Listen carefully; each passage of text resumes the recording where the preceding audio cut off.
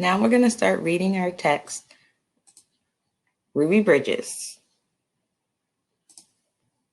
written by Kira Freed, illustrated by Gabor Utomo. Now remember, this is an informational text, so we need to pay attention to the information we're reading and use the text features to understand our text. Table of contents. Who was Ruby Bridges? Page 4. What was the South like? Page 5. How was Ruby brave? Page 7. How did Ruby make a difference? Page 13.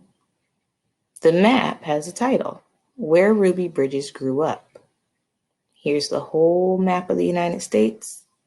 And here, zoomed in, is Louisiana. Zoomed in even more, there's New Orleans.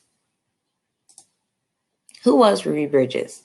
Ruby Bridges was a little girl who made a big difference. Ruby was born in 1954. She and her family lived in the South. Oh, look, there's a caption right there under the photograph. Ruby Bridges photographed at age 6 in New Orleans, Louisiana. What was the South like? When Ruby was young, some laws in the South were not fair to Black people. These laws kept Black people and white people separate. These words that are bolded are important. We'll be looking for these in the glossary later on. Let's read this caption, which describes the photograph. Black people could not use the same drinking fountains as white people in the South. I can see up here, and I can see this sign. What conclusions can you make just based off of the photograph? A United States law said that all children had to go to the same schools. State laws in the South still kept Black and white children separate. Black children and white children had to go to different schools. Many people worked to make Southern schools follow the United States law. Up here is a photograph of what looks like an all-Black school and an all-white school. The caption tells us Black children and white children went to different schools in the South. How was Ruby brave? New heading. This is a new heading, which means that it is a new topic. Ruby was chosen to go to a white school for first grade in 1960. She was the only Black student in that school.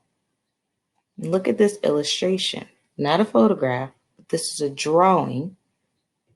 I can see the white children at this school. We're looking at Ruby Bridges, who's holding her head up high, and some of these people back here have faces that are angry, confused. And it looks like there are police marshals here that we learned about yesterday. Many white parents did not want their children to go to school with a Black child. They kept their children at home. Look at this illustration.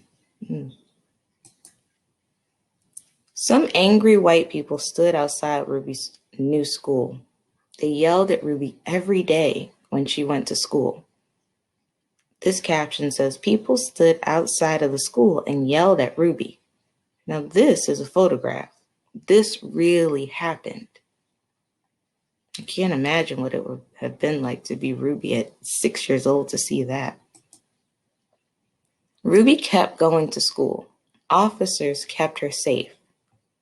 Ruby was led into school by officers. And there's the photograph. Oh, look, a do you know box.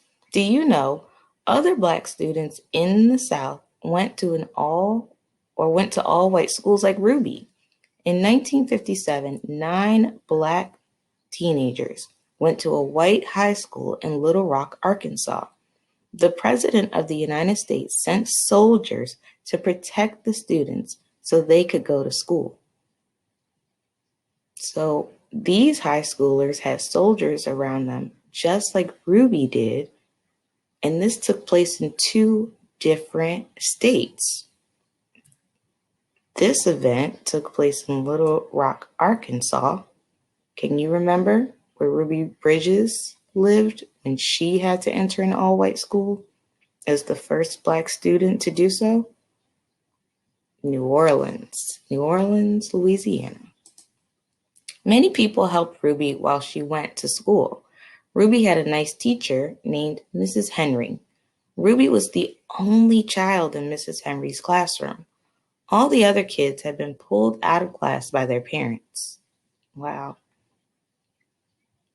I wonder if she felt lonely while she was in the classroom. But it looks like Miss Henry was a nice teacher. A man named Mr. Coles helped Ruby too. Mr. Coles helped Ruby with the way she felt about going to school.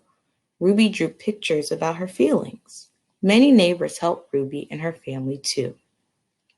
That's really cool. I did not know about Mr. Coles. Did not learn about him in the history books, but it's nice that she had somebody else, another grown-up, to help her through this tough time. How did Ruby make a difference? Ruby was a brave girl who didn't let anything stop her from going to school. She showed people that children can help change a country. Another do you know box. Do you know this photo shows Ruby Bridges with President Barack Obama in 2011. They are standing in front of a painting called The Problem We All Live With. It shows Ruby being taken to school by officers. I remember this illustration and this photograph from our text that we read yesterday. What I didn't know was the title, The Problem We All Live With. That's interesting. Cool fact. The next year, other Black students went to school with Ruby. Today, many different children go to school together, just like us at Legends. It's all because of Ruby Bridges. Ruby still works to bring children together. She still works to make the world fair for everyone. And here's our glossary. Remember the words that were in bold? They're all in the glossary. Brave, difference, fair, laws, separate, and south. And each of these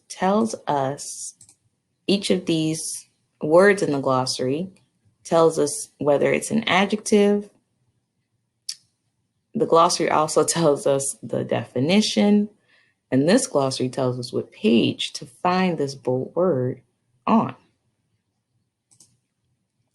The end.